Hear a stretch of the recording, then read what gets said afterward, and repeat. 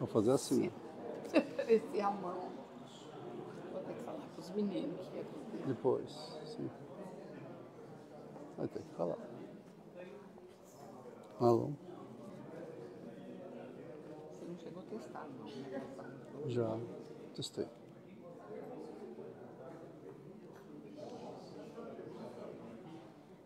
Só não vou poder segurar o microfone e passar. Eu passo pra você. Não, eu Hã? passo, eu Você passo. passa com o Eu dedo lá. passo. Eu Lá no passo. computador. Não, eu passo. Eu não vou ficar Aí o ali parado. microfone. Não, não precisa. E o microfone? Tem a quantidade de gente que Ah, tem de barulho. você tá com... É para gravar. Sim. Ah, pra gravar. Não. Tem microfone? Esse tem microfone? Esse Microfone para o celular. Não, mas eu falo. Não precisa não, velho. É só não. Boa noite a todos. Pega o microfone com a outra mão e passa com esse dedo lá na tecla do seu computador. Falando sobre isso, você tem que pegar aquele microfone. Ou então um pouquinho de negócio. Boa noite a todos. Precisa. Sejam bem-vindos a mais um momento de estudo, de aprendizado na nossa casa. Que a espiritualidade amiga possa envolver a cada um, principalmente aqueles que que estejam se sentindo angustiados, entristecidos, que possam receber as energias salutares presentes nesse ambiente para acalmar, para tranquilizar seus corações. Eu vou fazer um comentário aqui sobre um fato ocorrido a semana passada, que foi a semana que nós tivemos a 17ª semana Chico Xavier, que foi instituída pela Lei Municipal 3.804 de 2006, de autoria do vereador Moacir Maturro.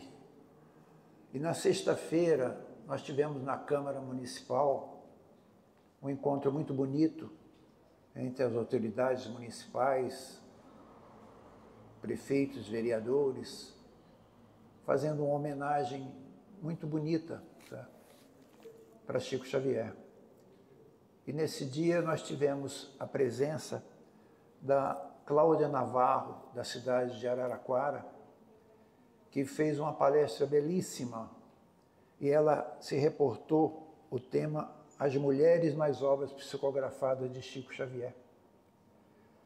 E foi lindíssima, e o motivo dessa minha fala é para despertar em alguém aqui presente que ainda não teve a oportunidade de ler algum desses livros, que os leiam.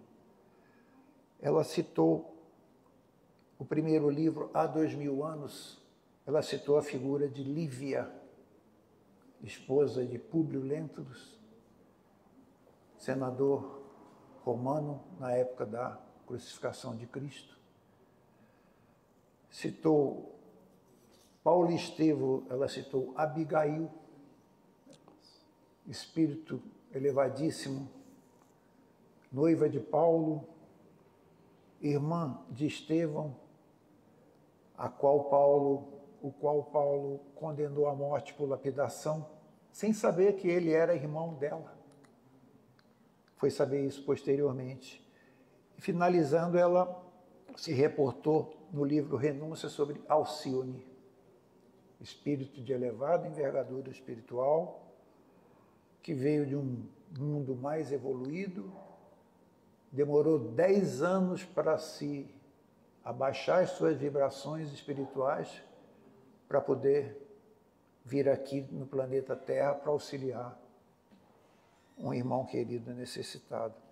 Então, o motivo dessa minha fala é para despertar nas pessoas o interesse pela leitura desses 3 livros, todos psicografia de Chico Xavier, pelo Espírito Emmanuel. Há 2000 anos, Paulo Estevão e Renúncia. Leitura belíssima para quem ainda não teve a oportunidade de fazê-lo.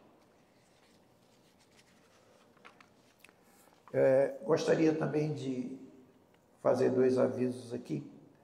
Nós estamos iniciando agora no mês de julho, no dia 1º 1 do 7 às terças-feiras, às 20 horas, nós estamos iniciando a leitura do Livro dos Espíritos. É um estudo que está recente, então, para quem tiver interesse em fazer o acompanhamento desse estudo, todas as terças-feiras, às 20 horas. E às quintas-feiras, iniciando dia 3 do 7, nós tivemos o início do estudo Espiritismo, o Consolador Prometido. Será dia 10, o segundo dia de estudo.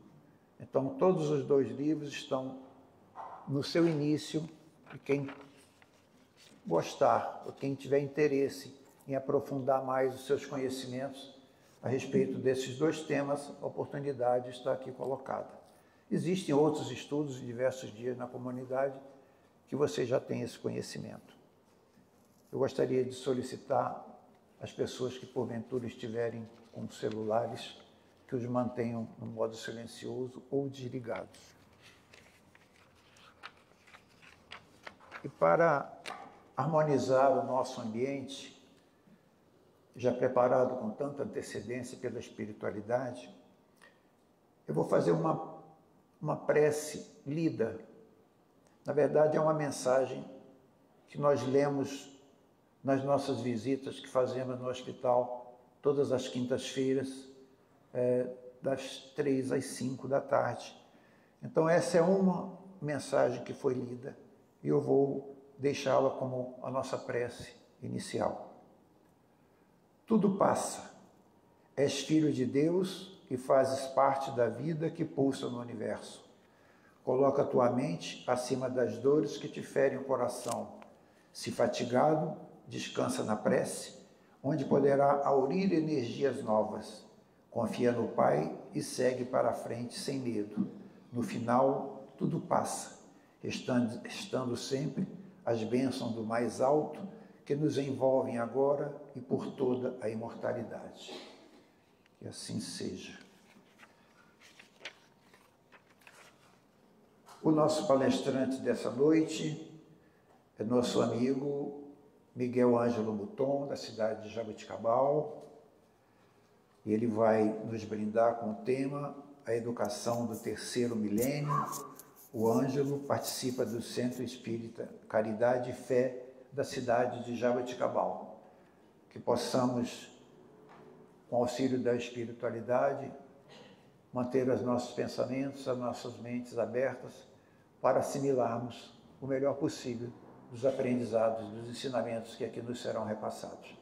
Por favor, amigo Ângelo, a palavra é sua.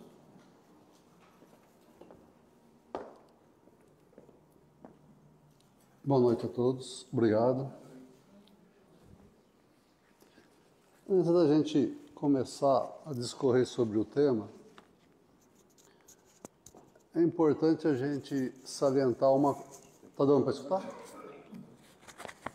Salientar uma coisa. Nós estamos ou não no terceiro milênio?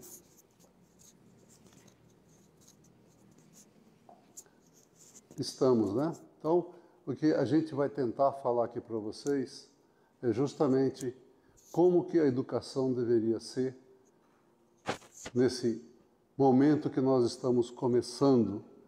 E quando a gente fala que a gente está passando do mundo de provas e expiação para o mundo de regeneração, isso se torna muito mais importante como um todo. O espírito reencarnante, geralmente, ele vem com um propósito de evolução.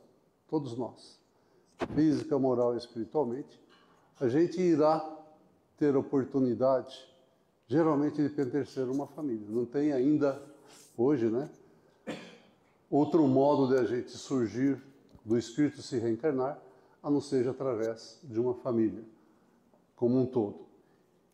E nessa vida atual, a gente tem aí tempos relativamente difíceis, embora sempre a gente vai falar, olha, os tempos estão difíceis. Em cada momento existem as suas dificuldades como um todo.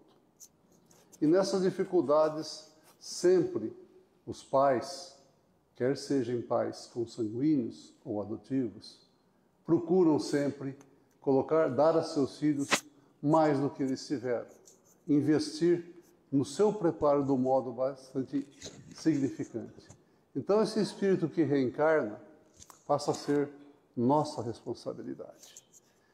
E nessa responsabilidade a gente tem que lembrar que nós, antes de reencarnarmos, fizemos um planejamento reencarnatório, onde todos nós participamos desse planejamento e nos responsabilizamos por determinadas coisas, por determinados comportamentos e, como um todo, como a gente ia desenvolver esse processo de um modo geral, para constituirmos uma família alegre, tranquila, com objetivos cristãos no seu coração como um todo.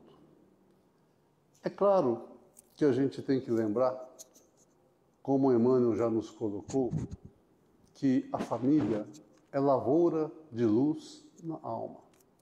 Não somente a família consanguínea, voltamos a afirmar, e tem a família do coração, né, que é a pessoa que é adotada, tem um comprometimento tanto quanto uma família consanguínea como um todo.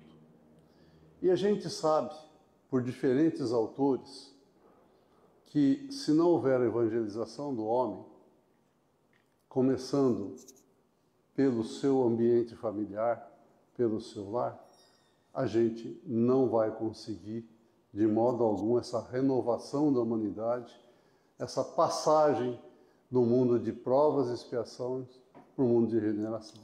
Então depende de cada um de nós esse processo como um todo. E quando a gente programou que seríamos pais, a gente fez com que também nos comprometêssemos, como pais, a direcionar essas crianças na senda do bem, do amor e da paz.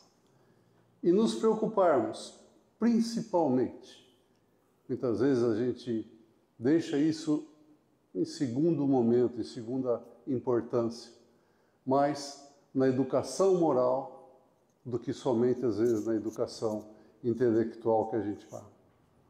Por quê?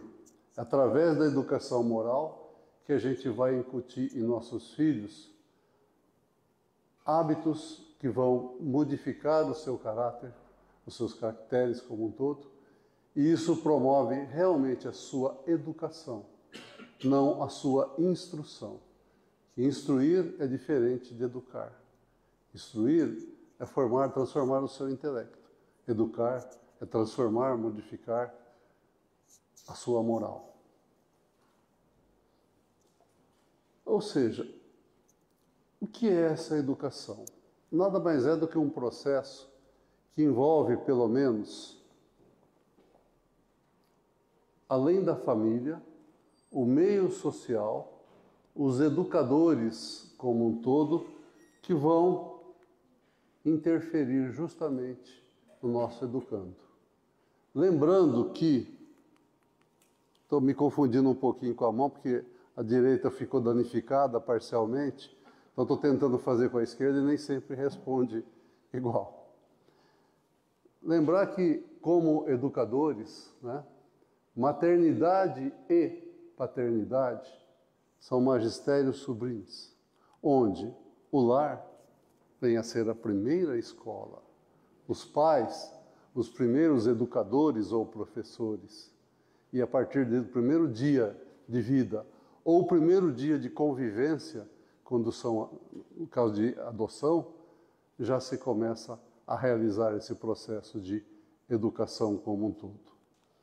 No plano espiritual, a gente estabelece que na formação do grupo familiar, a gente tem alegrias, mas as dores nos acompanham, as lutas, claro, muitas vezes a ingratidão, o menosprezo, mas também os laços de relacionamento são mais intensificados, mas também as desavenças. Estava agora há pouco justamente comentando a ocorrência de desavenças em famílias como um todo. Mas tudo é experiência. Mas se essa experiência vier salpicada de amor, de carinho, de compreensão, a gente consegue transformar esse grupo familiar realmente nos objetivos que nos propusemos quando nós fizemos o nosso planejamento reencarnatório. Ninguém reencarna para ser infeliz. Todos reencarnamos para buscar cada dia sermos melhores como um todo.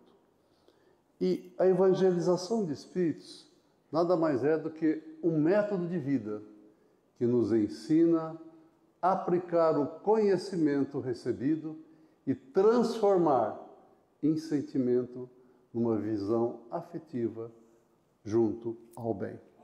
Reconhece-se o espírita pela transformação moral que ele tem. Então, isso deve estar sempre incutido em nosso ser para buscarmos cada vez mais nos transformar.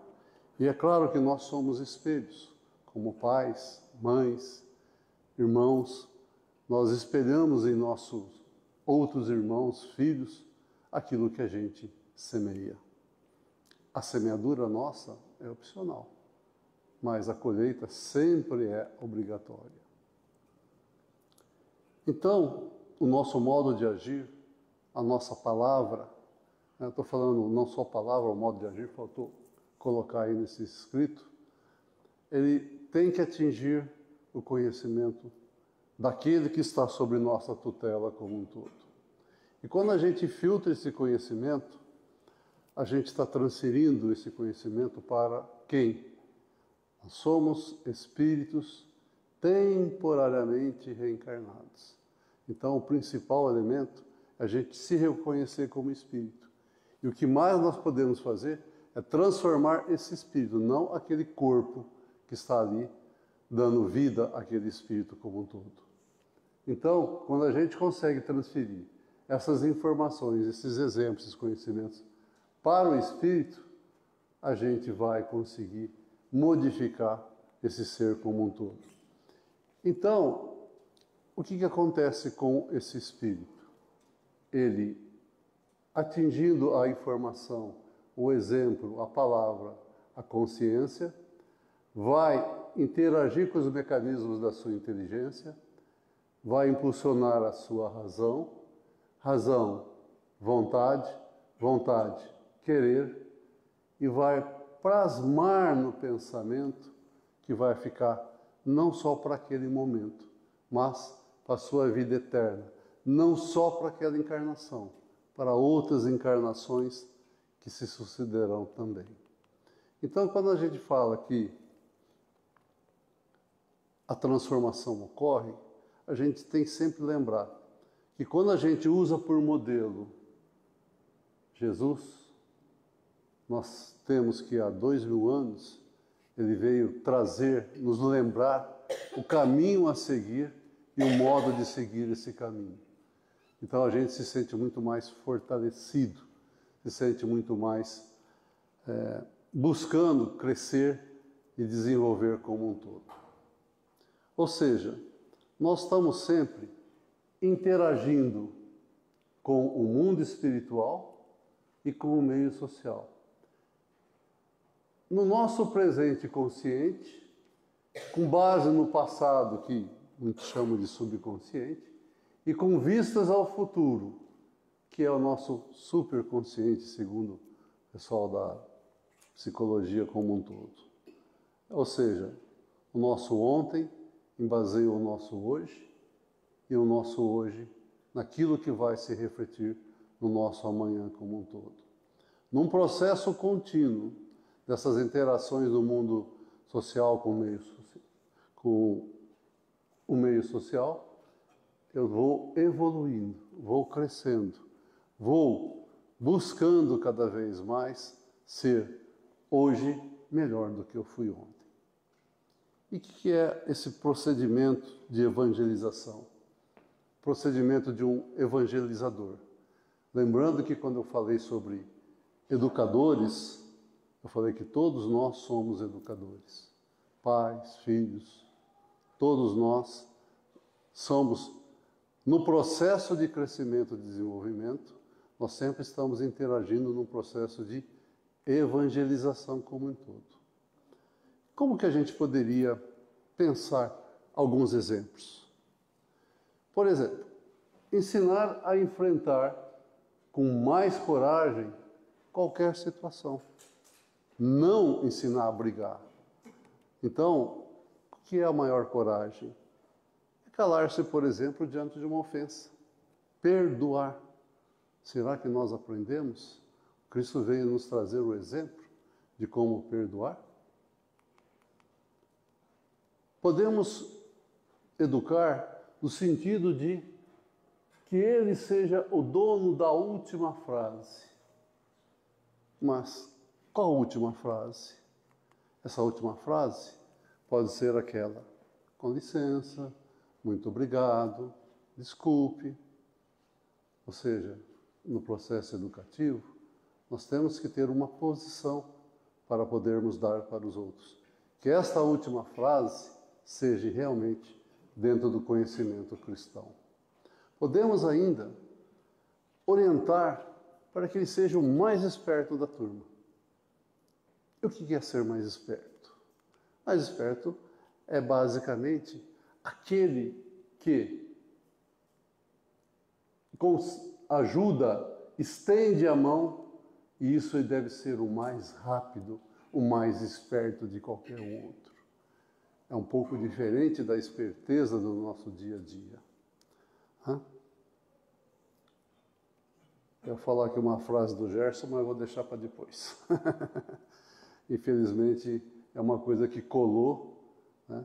E a gente não consegue descolar essa infeliz frase que ele fez um dia. Que pena, né? Ele teve, segundo informações, ele teve a oportunidade de reverter essa ideia, de utilizar uma propaganda para poder fazer o inverso. Ele não quis na época. Vamos ver. Bom, lembrando só, ficou fora um pouco de lugar esse slide, mas que todos nós, quando nos unimos, fazemos a diferença. Estou falando quando todos nós, pais, mães, filhos, a comunidade como um todo. Mas vamos lá, continuar o exemplo. Ajude a que ele possa ser a pessoa mais elegante da turma. Mas que elegância? Na cortesia, nos bons modos, em como se comportar com os outros. Isso é muito mais elegante do que uma roupa como um todo. A roupa só nos veste o corpo. Já nós termos bons modos, reveste o nosso ser, o nosso espírito como um todo.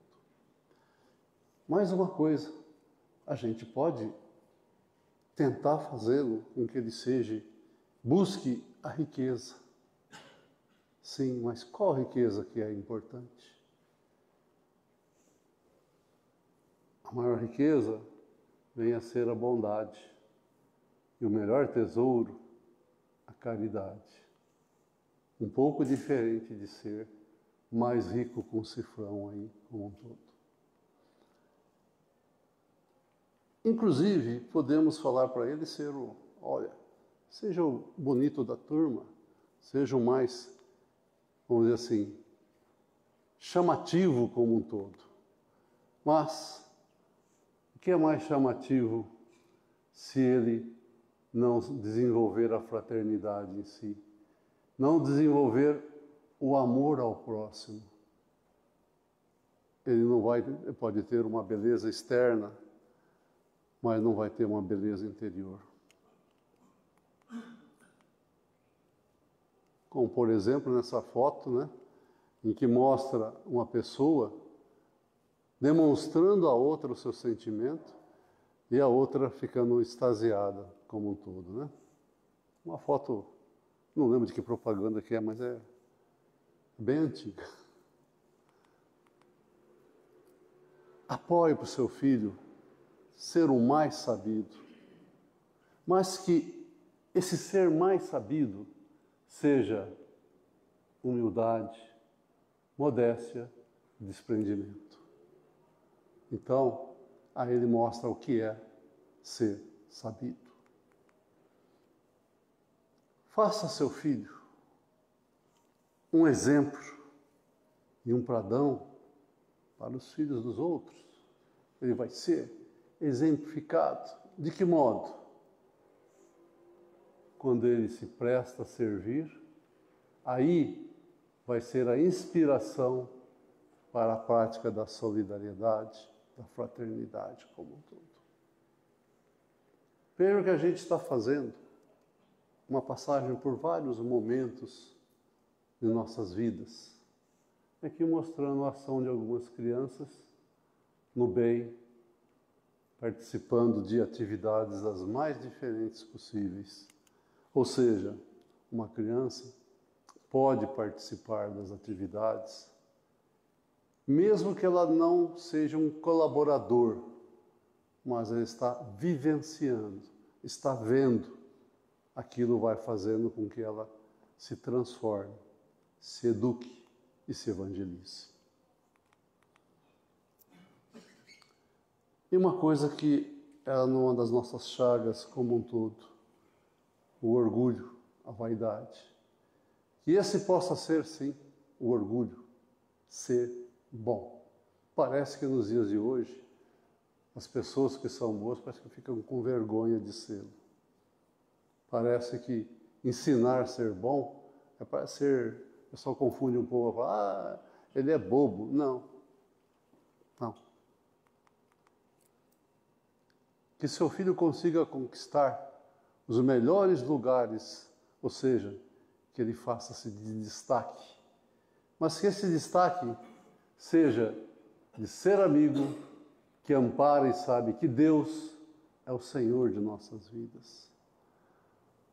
Então, isso vai nos colocar em condições muito melhores no nosso espírito, entender por que estamos aqui, para onde estamos indo como um todo. E isso faz desde coisas simples, auxiliando, no caso aí, um irmão acompanhando a irmã fazer a tarefa, vendo o exemplo dela se envolvendo e, basicamente, já se preparando para o seu futuro. Outra coisa, a gente sempre se preocupa com a instrução dos nossos filhos. A gente se preocupa com a roupa melhor possível, se for de marca. Damos a ele o melhor alimento, a melhor assistência médica que a gente pode dar, para que tenha um corpo bonito e saudável. Mas de nada servirá tudo isso se ele continuar uma pessoa fria, uma pessoa que não demonstra o seu amor, o seu carinho, que demonstra a sua amizade, que demonstra a sua gratidão como um todo. Apenas para a gente mudar um pouquinho, né, já que está sendo meio carregado, né? Quem não se comove com o sorriso de uma criança? Quem não tenta sorrir junto? Então vamos exemplificar essas pequenas coisas que são feitas de um modo nem racional, que dependendo da idade ainda está começando a caminhar. E lembrar que os bens, nós falamos para a pessoa ser o mais rico, que tenha mais postos, mais tudo, isso a gente não consegue levar nem um pouquinho desse mundo. Mas tudo aquilo que a gente faz para o nosso espírito, para o nosso ser, que move esta matéria, esta sim, ela vai continuar conosco e vai servir para as demais vidas, no sentido de nos embasar e nos promover a evolução e o crescimento espiritual. Não vamos nos esquecer também de uma coisa para a gente promover essa riqueza, esse fortalecimento, esse embelezamento do nosso filho. Não vamos nos esquecer de desenvolver nele o amor. E, através da evangelização, ele vai não só aprender a se amar, porque quando a gente começa a aprender a amar, a primeira coisa é a gente aprender a se amar. Porque quando eu começo a aprender a me amar, eu começo a entender o que é melhor para mim. Daí eu derivar para aqueles que estão à nossa volta, fica até muito mais fácil. Então, se aquilo é bom para mim, vai ser bom para o outro. Com isso, eu começo a me envolver com todos que estão à minha volta, lembrando que todos nós somos irmãos. Lembrando que todos nós temos hoje ou amanhã, ou tivemos ontem, diferentes oportunidades e vamos ter ainda diferentes oportunidades no futuro como um todo.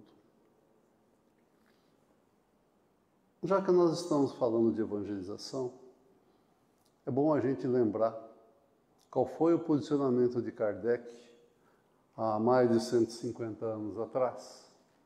Ele colocava que a educação, né, já que nós falamos de educação no terceiro milênio, a educação convenientemente entendida é a chave do progresso moral. Essa educação que nós acabamos de dar alguns exemplos. A educação moral. E coloca ainda, não essa educação que tende a fazer homens instruídos, mas a que tende a fazer homens de bem. Quando se conhecer a arte de manejar os caracteres, como se conhece a de manejar as inteligências, conseguir-se-á corrigi-los. Corrigindo, a gente vai evoluindo. Evoluindo, a gente vai passar do mundo de provas e expiações para o mundo de regeneração. Então veja que Kardec, há 150 anos atrás, já colocava isso, nos lembrando que, do ponto de vista espírita, a educação não começa no berço, não termina no túmulo, mas antecede o nascimento e continua após a morte do físico. Porque o que importa é o espírito.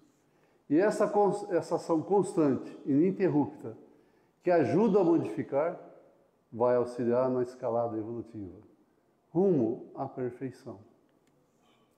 Claro, ao longo do tempo, cada dia mais, cada reencarnação, se a gente conseguir se melhorar, sair daqui melhor do que nós entramos, a gente vai estar atrelando ao nosso processo evolutivo.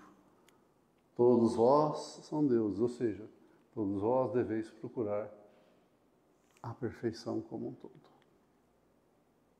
E, quando a gente olha o conhecimento espírita, a gente vê que a noção de imortalidade, de progresso contínuo, do livre-arbítrio, lei de causa e efeito de vidas sucessivas, fundamentam a nossa filosofia. E devem fundamentar também a filosofia da educação que o Espiritismo revela. Por isso que nós falamos que o Espiritismo nos leva a sair do egocentrismo, do egoísmo, para a descentração, ou seja, para a gente crescer, evoluir, abrir nosso ser. Por quê? No começo, a gente começa devagarzinho se afastando do egoísmo, vai ampliando o nosso patrimônio intelecto sentimental como um todo, vamos cada vez mais dilatando nossa compreensão, não só de nós, mas também dilatando a nossa compreensão de Deus, vai expandindo a nossa faixa vibratória, além de promover a percepção do nosso espírito, compreendendo o lado espiritual que nós temos. Porque nós somos espírito, voltando a frisar mais uma vez, somos espíritos temporariamente reencarnados como um todo. E assim nos tornamos realmente, vamos evoluindo cada vez mais, saindo do nosso egoísmo e buscando cada vez mais o processo de educação até sermos considerados seres universais, do espírito egoísta a um espírito universal, onde o amor vai nos conciliar e vai nos transformar em seres melhores.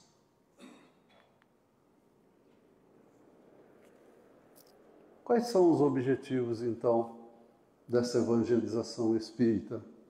Dessa evangelização calcada, tá certo, calcada no Evangelho, calcado na nossa melhora. Promover a integração daquela criança ou do jovem consigo mesmo. Comeu um pedaço. O que você falou? Eu acho que... Então, eu começo a entender quem sou.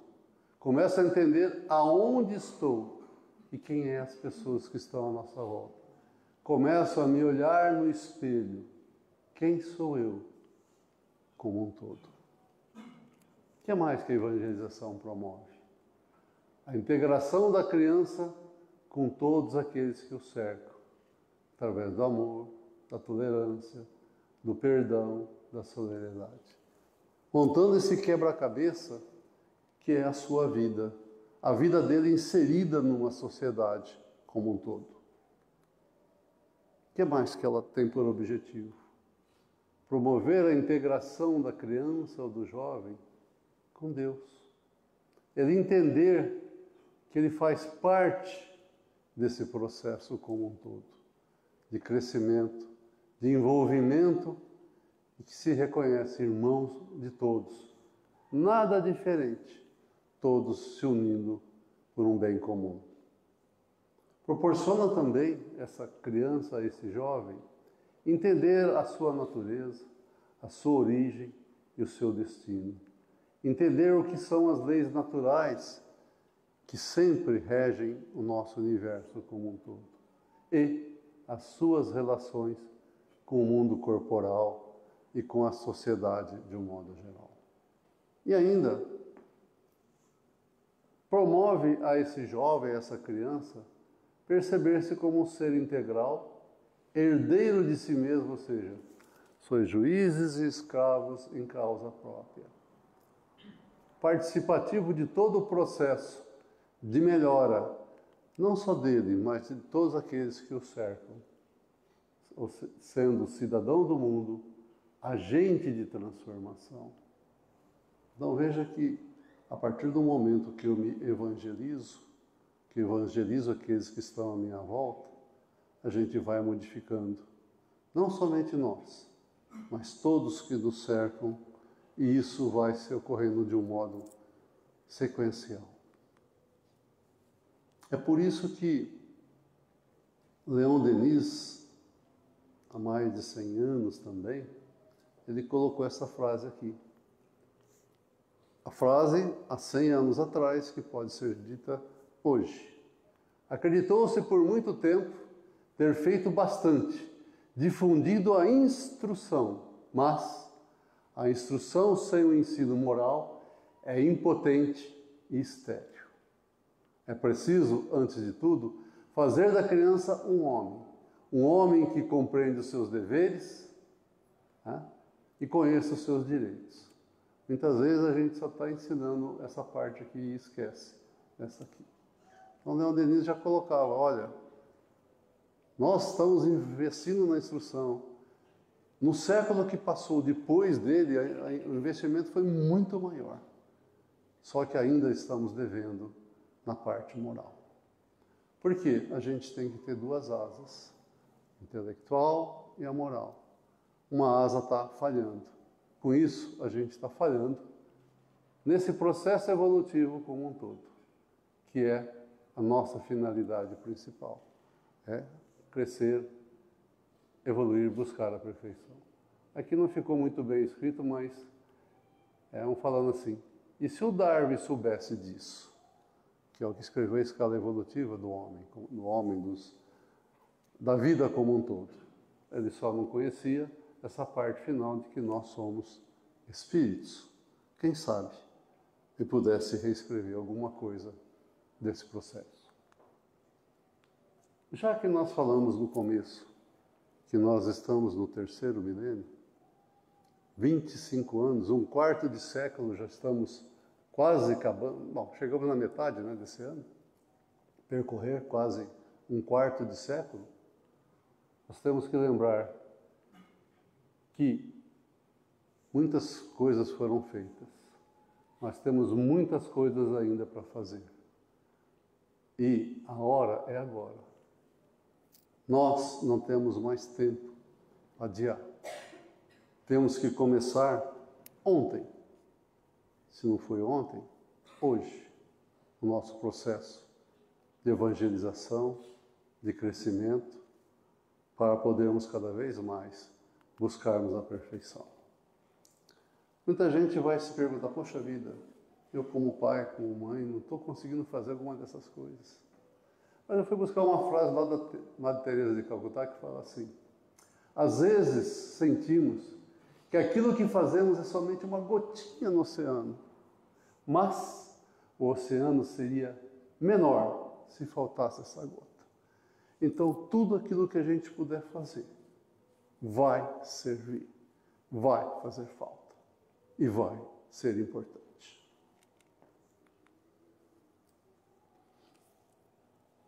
Voltando a frisar, quem é nosso maior exemplo? Vamos pegar uma frase aqui do Bezerra de Menezes que fala assim, nas bases de todo o programa educativo, Bezerra de Menezes também foi ontem, né? O amor é a pedra angular.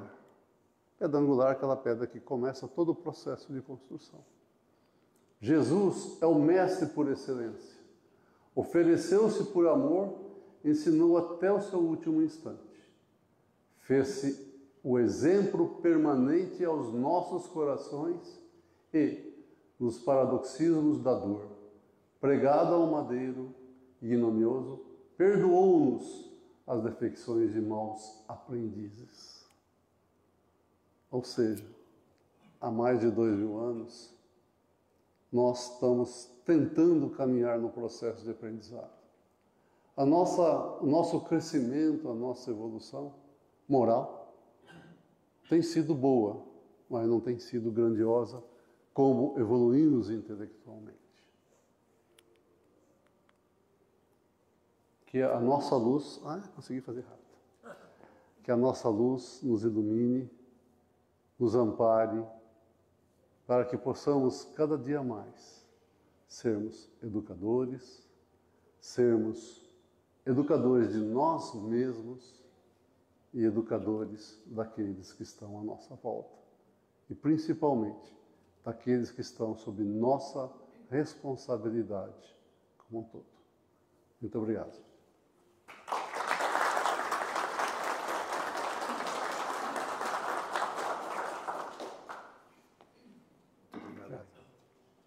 Muito obrigado, Miguel. Belíssimas palavras nos levam a muitas reflexões. Como sempre, nós fazemos o sorteio de um livro no final das nossas palestras. Eu gostaria que você me falasse o número de 1 a 35. 21. Número 21.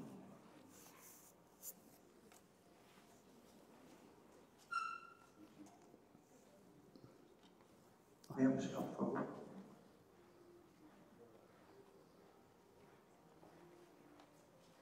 Doutor Guilherme. Boa leitura, eu já li, é muito bom.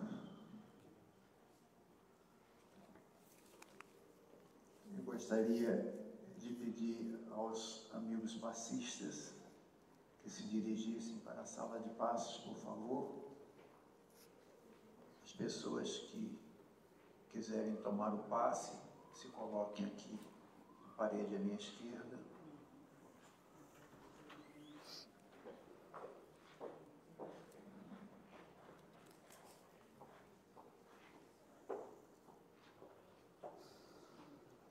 Dando encerramento aos trabalhos dessa noite, eu convido a todos para fazermos a nossa prece de encerramento.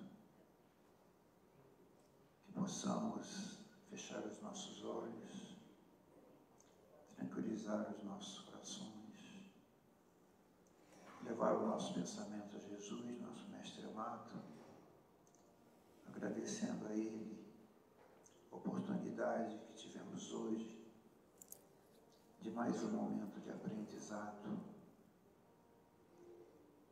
Agradecer, Senhor, por termos preferido largar o conforto dos nossos lares nesse dia de feriado, para virmos até aqui receber uma palavra de ensinamento, de aprendizado, que possamos utilizá-la no nosso dia a dia, para a nossa melhoria espiritual, para o nosso crescimento espiritual. Muito obrigado, Mestre amado, por esta oportunidade, e que possamos retornar aos nossos lares com a Tua paz, nos envolvendo e nos trazendo a tranquilidade que necessitamos para as nossas lutas do dia a dia. Muito obrigado, meu Deus, que assim seja.